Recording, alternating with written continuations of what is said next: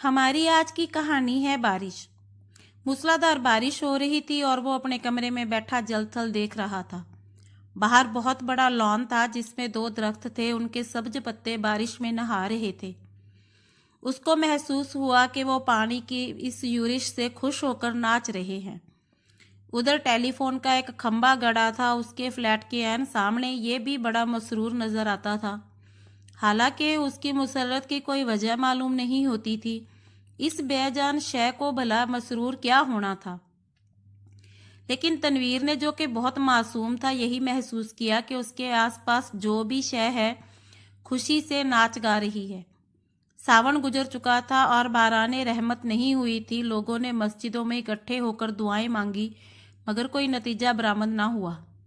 बादल आते और जाते रहे, मगर उनके थनों से पानी का एक कतरा भी न टपका। आखिर एक दिन अचानक काले काले बादल आसमान पर घेर आए और पानी बरसने लगा। तनवीर को बादलों और बारिशों में कोई दिलचस्पी नहीं थी। उसकी जिंदगी बंजर मैदान बन चुकी थी, जिसके मुंह में पानी का एक कतरा भी किसी ने ना टपकाया हो। 2 बरस पहले उसने एक लड़की से, जिसका नाम सुरैया था, मोहब्बत करना शुरू की।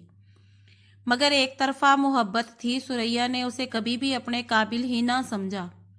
सावन के दिन थे, बारिश हो रही थी। वो अपनी कोठी से बाहर निकला, जांगिया पहनकर नहाया और बारिश का लुत्फ उठाया।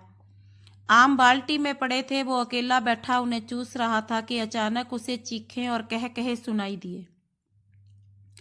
उसने देखा कि साथ वाली कोठी के लॉन में 2 लड़कियां बारिश में नहा रही हैं और खुशी में शोर मचा रही हैं। उनकी कोठी और साथ वाली कोठी के दरमियान सिर्फ एक झाड़ियों की दीवार थी। तनवीर उठा, आम का रस चूसते हुए वो बाड़ के पास गया और गौर से दोनों लड़कियों को देखा। दोनों महीन मलमल के कुर्ते पहने थी जो उनके बदन के साथ चिपके हुए थे। सलवार चूके लट्ठे की थी, इसलिए तनवीर को उनके बदन के निचले हिस्से के सही खदोखल का पता न चल सका। उसने पहले किसी औरत को ऐसी नजरों से कभी नहीं देखा था जैसा कि उस रोज, जबकि बारिश हो रही थी, उसने दोनों लड़कियों को देखा। देर तक वो उनको देखता रहा, जो बारिश में भीग भीग कर खुशी के मारे नारे बुलंद कर रही थी। तनवीर ने उनको पहले कभी नहीं देखा था, इसलिए कि वो तबन कुछ इस किस्म का लड़का था कि वो किसी लड़की को बुरी नजरों से देखना गुनाह समझता था।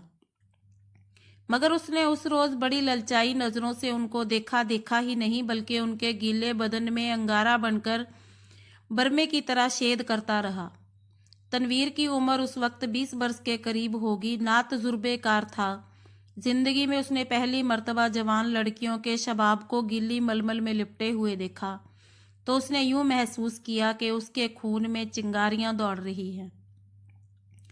उसने उन लड़कियों में से एक से बात करना चाहा। देर तक वो गौर करता रहा। एक लड़की बड़ी शरीर थी, दूसरी उससे कम।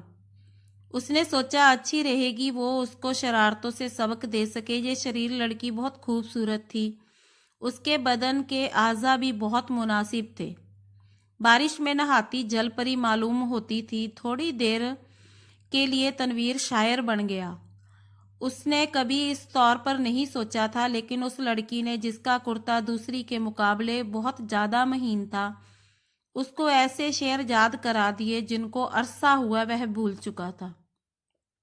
इसके अलावा रेडियो पर सुने हुए फिल्मी गानों की धुनें उसके कानों में गूंजने लगी और उसने बाड़ के पीछे से ये महसूस करना शुरू किया कि वो अशोक कुमार है, दिलीप कुमार है। फिर उसे कामिनी कौशल और नलिनी जयवंत का ख्याल आया। मगर उसने जब उस लड़की की तरफ इस गरज से देखा कि उसमें कामिनी कौशल और नलिनी जयवंत के खदोखाल नजर आ जाएं, तो उसने उन दोनों एक्ट्रेसों पर लानत भेजी। वो उनसे भी कहीं ज्यादा हसीन थी। उसके मलमल के कुर्ते में जो शबाब था, वह उसका मुकाबला उसने सोचा कोई भी नहीं कर सकता। तनवीर ने आम चूसने बंद कर दिए और उस लड़की से, जिसका नाम परवीन था, इश्क लड़ाना शुरू कर दिया। शुरू में उसे बड़ी मुश्किलात पेश आई, इसलिए कि उस लड़की तक रसाई तनवीर को आसान नहीं मालूम होती थी। फिर उसे अपने वालिदैन का भी डर था। इसके अलावा उसे ये भी यकीन था कि वह उससे मुल्तफित होगी भी या नहीं। बहुत देर तक वो उन्हीं उलझनों में गिरफ्तार रहा। रातें जागता, झाड़ियों की पस्त कद झाड़ के पास जाता, मगर वो नजर ना आती। घंटों वहां खड़ा रहता और बारिश वाला मंजर जो उसने देखा था आंखें बंद करके जहन में दोहराता रहता। बहुत दिनों के बाद आखिर उसको एक रोज उससे मुलाकात का मौका मिल गया। वो अपने बाप की कार में घर के किसी काम की गरज से जा रहा था कि परवीन ने उसकी मुठभेड़ हो गई। वो कार स्टार्ट कर चुका था। साथ वाली कोठी में तनवीर के ख्वाबों की शहजादी निकली। उसने हाथ से इशारा किया कि वो मोटर रोक ले। तनवीर घबरा गया। हर आशिक ऐसे मौकों पर घबरा ही जाया करते हैं।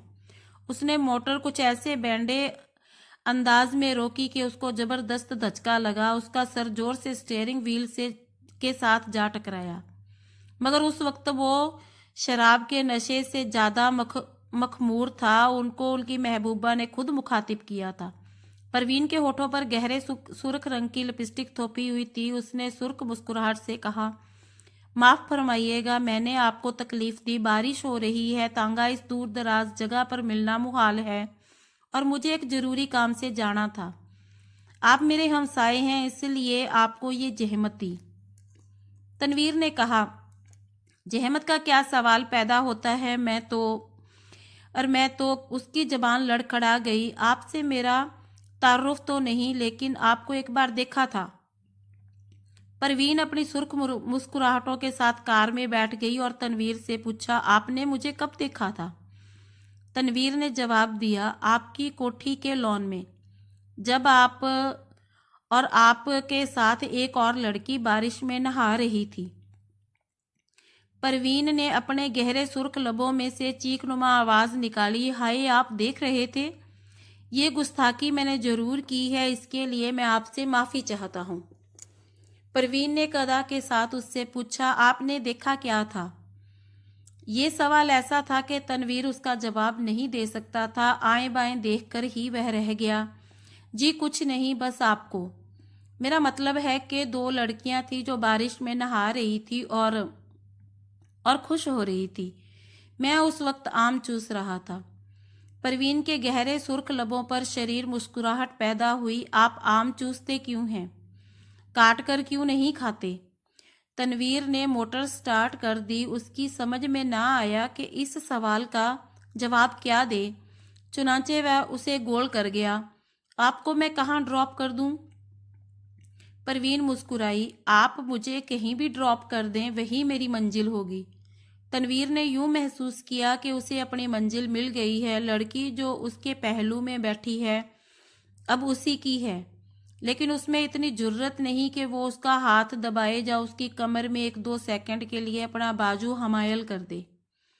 बारिश हो रही थी, मौसम बहुत खुशगवार था। उसने काफी देर सोचा। मोटर की रफ्तार उसके ख्यालात के साथ साथ तेज होती गई। आखिर उसने एक जगह उसे रोक लिया और जज्बात से मगलूब होकर उसको अपने साथ चिमटा लिया। उसके होंठों पर अपने होंठ पेवस्त कर दिए। उसको ऐसा महसूस हुआ कि वो कोई बहुत ही लजीज आम चूस रहा है। परवीन ने भी कोई मुज़ाहमत नहीं की, लेकिन फौरन तनवीर को ये एहसास बड़ी शिद्दत से हुआ कि उसने बड़ी नाशाइस्ता हरकत की है और गालिबन परवीन को उसकी ये हरकत पसंद नहीं आई। चुनांचे एकदम संजीदा होकर उसने कहा, आपको कहाँ जाना है? परवीन के चेहरे पर यूं खफगी के कोई आसार नहीं थे, लेकिन तनवीर को यूं महसूस हुआ कि जैसे वो उसके खून की प्यासी है। परवीन ने उसे बता दिया कि उसे कहाँ जाना है। जब वो उस जगह पर पहुंचा तो उसे मालूम हुआ कि वो रंडियों का चकला है। जब उसने परवीन को मोटर से उतारा तो उसके होंठों पर गहरे लाल रंग की मुस्कुराहट बिखर रही थी। उसने कुल्ले मटकाकर ठेठ कस्बियों के अंदाज में उससे कहा, शाम को मैं यहाँ होती हूँ, आप कभी जरूर तशरीफ लाइए। तनवीर जब भौंचक्का होकर अपनी मोटर की तरफ बढ़ा, उसे ऐसा लगा कि वो भी एक कस्बी औरत है जिसे वो हर रोज चलाता है। उसकी लाल बत्ती लिपस्टिक है जो परवीन ने होंठों पर थोपी हुई है। वो वापस अपनी कोठी पर चला आया। बारिश हो रही थी और तनवीर बेहद गमगीन था।